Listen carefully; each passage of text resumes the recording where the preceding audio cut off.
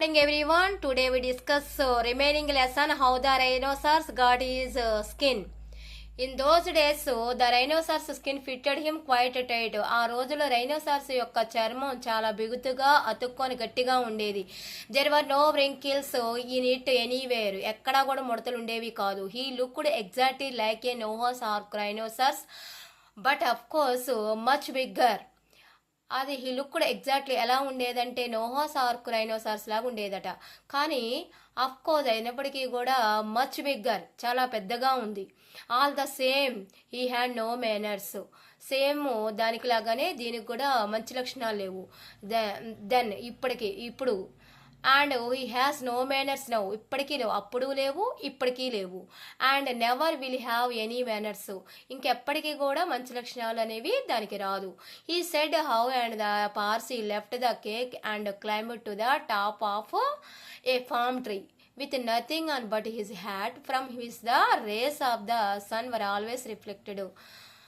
అతను పార్సీ అది రాగానే పార్సీ ఏం చేశాడు, లెఫ్ట్ ద కేక్ని వదిలిపెట్టేసి climb to the top of palm tree, తాడి చెట్టు పైకి ఎక్కాడు. విత్ నథింగ్, కానీ అతని దగ్గర ఏమీ లేదు. బట్ హిజ్ హ్యాట్, తన నెత్తి మీద ఏముంది, హ్యాట్ ఉంది. From with the rays of the sun always reflected. తనకున్న టోపీకి సూర్యకిరణాలు అనేవి ఎప్పుడు కూడా రిఫ్లెక్ట్ అవుతూ ఉన్నాయట. The rhinoceros upset the oil stove. Rhinoceros అక్కడ ఉన్నటువంటి ఆయిల్ స్టవ్ ని చూసి అప్సెట్ అయింది. With his nose and the cake rolled on the sand. అక్కడ ఉన్నటువంటి కేక్ని ఏం చేసింది, ముక్కుతో ఉసుక మీద దొర్లించింది. And spiked that cake on the horn of his nose. తన ముక్కు మీద కొమ్ముతో ఏం చేసింది, ఆ కేక్ను గుచ్చుకొని అండ్ హీ ఏట్ ఇట్, తినేసింది. And he went away weaving his tail. తినేసి అక్కడి నుండి వెళ్ళిపోయింది తోక ఊపుకుంటూ. ఎక్కడికి, టు ద డిజోలట్ ఐజ్లాండ్కి వెళ్ళిపోయింది. అంటే మనుషులు ఎవరు తిరగని ప్రదేశానికి వెళ్ళిపోయింది. Then the Percy came down from the palm tree.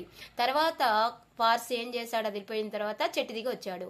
And put the stove on its legs and recited the following shloka. తర్వాత చెట్టు దిగి వచ్చి ఆ పడిపోయిన స్టవ్ని దాని కాళ్ళ మీద నిలబెట్టి ఒక పద్యాన్ని, శ్లోకాన్ని పఠించాడు.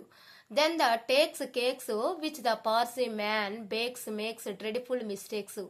పార్సీ మ్యాను ఆ కేక్ తయారు చేసే విధానంలో ఘోరమైన తప్పులు జరిగాయి. Okay, remaining lesson part 3. Okay, thank you. Are you understand this lesson? Okay.